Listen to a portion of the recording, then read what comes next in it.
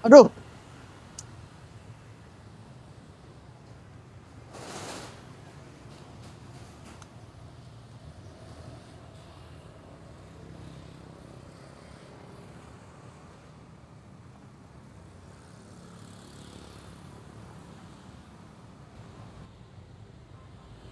aduh. Kalian kesel nggak sih kalau kalian lagi jalan di trotoar, terus tiba-tiba jalanannya buntu? Kesel kan? Tapi bayangin kalau kalian nggak bisa melihat, dan jalan yang kalian percaya aman, malah nuntun kalian ke bahaya. Halo semuanya, hari ini kelompok kita pengen ngasih kalian lihat sesuatu yang sering kali kita nggak peduliin, yaitu guiding block. Nah, ini itu adalah hal-hal garis-garis hitam atau kuning yang biasanya ada di trotoar. Fungsinya ini sebagai mata bagi teman-teman kita yang tunanetra. Namun, seringkali juga jalur ini seringkali dibutakan secara sengaja oleh pemerintah. Coba lihat ini, guiding block dipasang menabrak tiang. Di sana malah guiding blocknya mengarah ke selokan yang dalam menganga tanpa penutup. Coba bayangkan, teman-teman kami yang tunanetra berjalan di atas guiding block ini. Apa yang akan terjadi dengan mereka?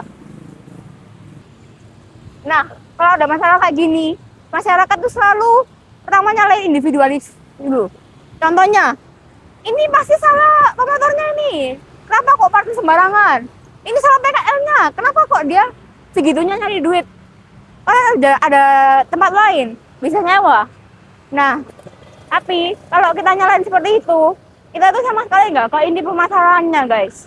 Kita kelompok kami itu menilai, kita tuh harus menilai secara lebih luas. Masalah guiding block yang ngaco dan rusak ini adalah bentuk nyata dari ketidakadilan struktural. Apa maksudnya? Artinya, ada kegagalan sistemik yang mendalam, yang melibatkan kebijakan, budaya, relasi kuasa yang nyata, yang timpang di masyarakat kita.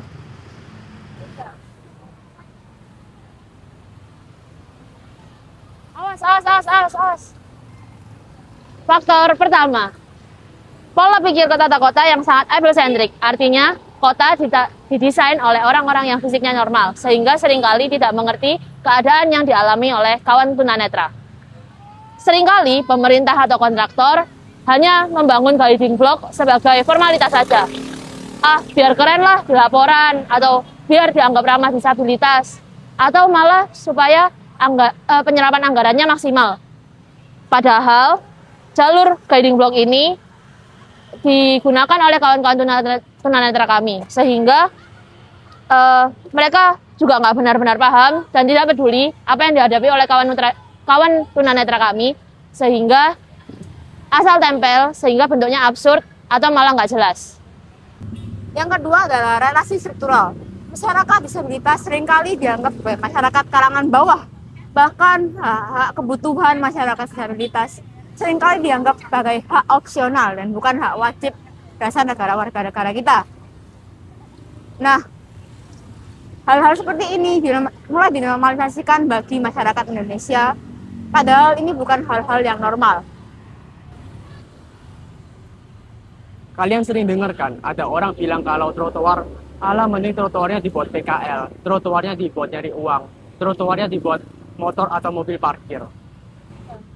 Dan disitulah letak ketidakadilan strukturalnya. Masyarakat masih menormalisasi masalah ini, menganggap bahwa kebutuhan kelompok normal lebih penting daripada keselamatan kelompok disabilitas. Jadi kalau kita lihat dari kacamata struktural, masalah ini melibatkan jaringan yang kompleks.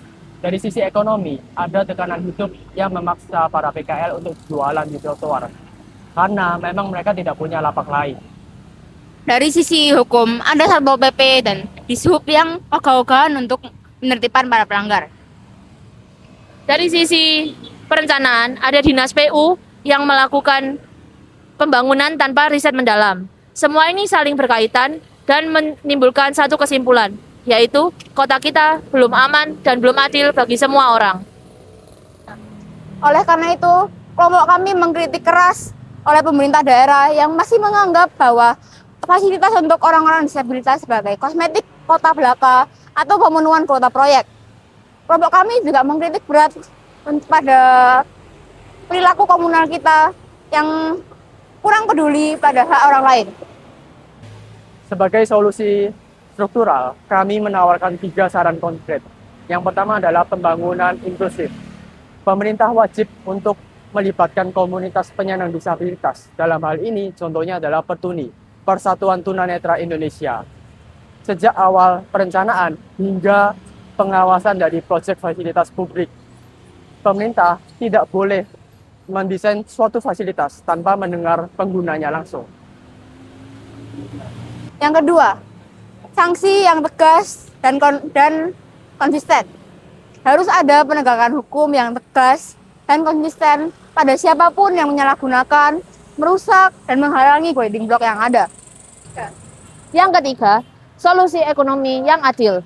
Pemerintah harus menata ulang PKL dan menyediakan ruang alternatif atau shelter untuk jualan yang layak, sehingga roda ekonomi warga tetap berputar tanpa merenggut hak aksesibilitas kawan-kawan disabilitas. Keadilan sosial harusnya bukan hanya bagi mereka yang bisa melangkah dengan lancar dan melihat dengan jelas. Keadilan yang sejati adalah ketika kota ini bisa memberikan rasa aman bagi mereka yang juga berjalan di dalam kegelapan. Yuk mulai hari ini kosongkan guiding block dari ego kita masing-masing. Oke. Aku nggak tahu. Yuk. Stop. Iya. Dari kita. Oke, itu ya.